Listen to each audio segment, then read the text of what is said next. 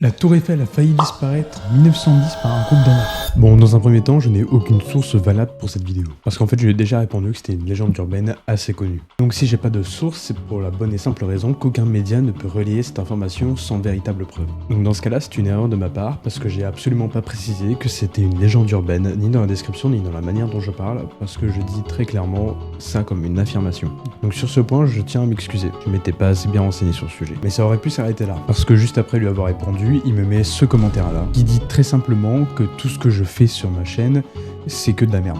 Genre je ne raconte rien de réel. Avant de continuer, merci à Secret Daiko de s'être abonné. Et maintenant, on va pouvoir le détruire un peu en paix. Donc s'il parle du braquage brésilien que j'ai posté quelques temps avant, bah c'est totalement faux, parce que ça a fait tous ces médias-là, et ça a même inspiré une série Netflix.